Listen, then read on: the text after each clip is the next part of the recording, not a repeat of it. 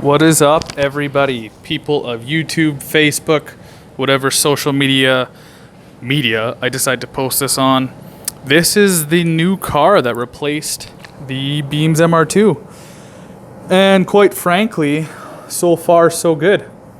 I haven't driven it much. I've driven it just for today, a little bit of yesterday, because I forgot that the plates for the MR2 were not registered because it is a summer only vehicle. This is a everyday driver, as you can see from the winter studded tires on some Buddy Club wheels. So this is a 1999 Caldina GTT. Very cool car. It is a wagon. It is all-wheel drive. It is turbocharged.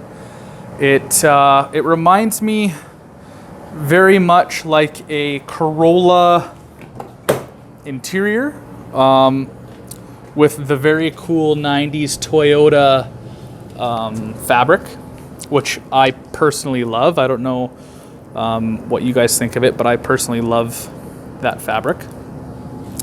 It has the nice Toyota 3-spoke steering wheel.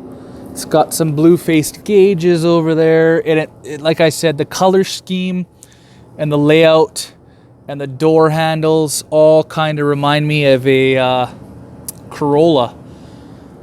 It's like a cooler Corolla wagon that North America never got. So I'm obviously gonna do more videos in detail on this bad boy, but I just wanted to show everybody because I'm getting kind of bombarded with messages or Facebook questions on what this thing is all about.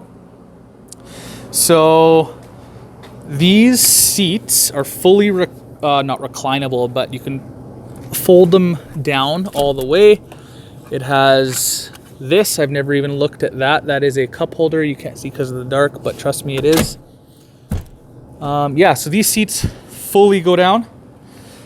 Headrests have to be off. It's pretty nifty because this car is going to be taking the transmission to and from Calgary to get rebuilt next weekend, and there's a ton of space back there. So awesome. And this fabric, I just love it. So there it is.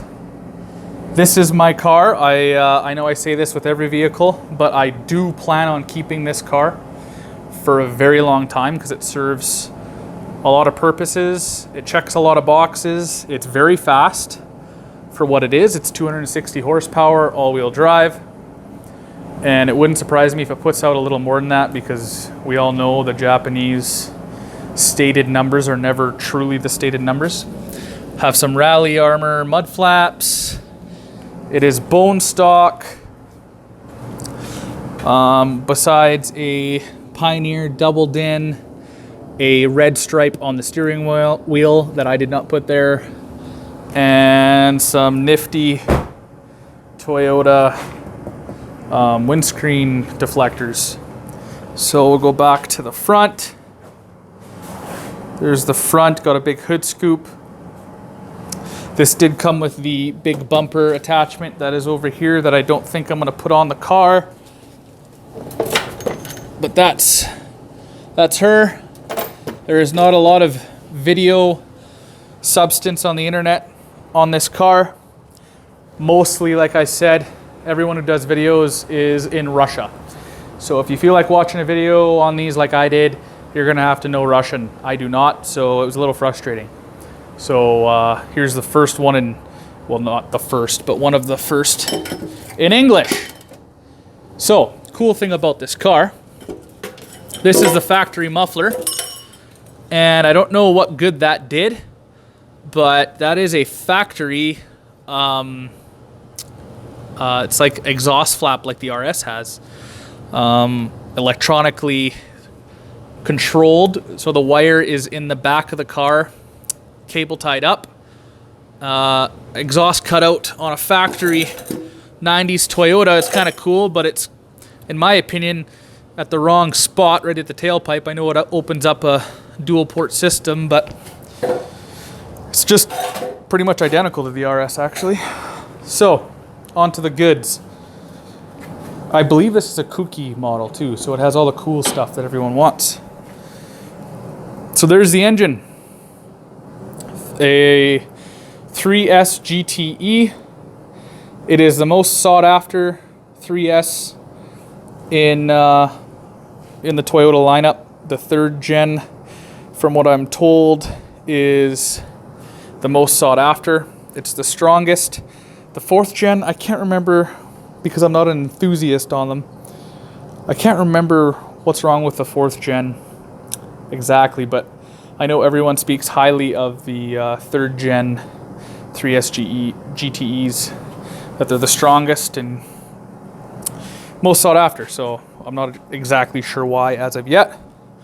But the first thing that I noticed when I got this car is that it's very rare. Probably not as rare as the Beams, but still a rare car, especially in North America. And finding parts for it isn't as difficult as I thought, but things like the alternator are difficult, like the Beams. And there's the fully functioning hood scoop, which is awesome. Love it. So I'm going to have to figure out what I'm going to do if an alternator goes on this thing.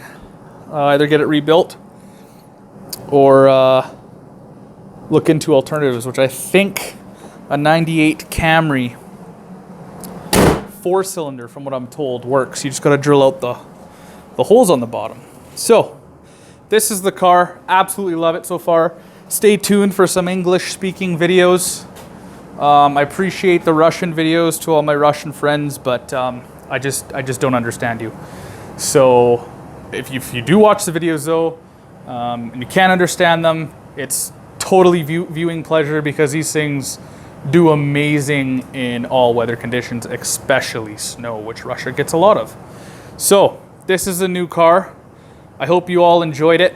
I'm going to enjoy it. I've enjoyed it for the day and a half that I've had it, and I'm probably going to do a little bit of mods to it. Nothing crazy. Intake, just cat back, things like that. So stay tuned on the channel. Came with the Buddy Clubs. It also came with these Motegi, I think they're track lights because they're super light Motegi wheels. The MR2 wheels are going to be going online for sale. Brand new tires, so if you know anyone local, come pick them up for cheap. Those obviously need new tires for summertime. So yeah, over and out. This is the new daily / fun car. So I hope you enjoyed the video. Give it a thumbs up, and if you have not already, subscribe. Peace.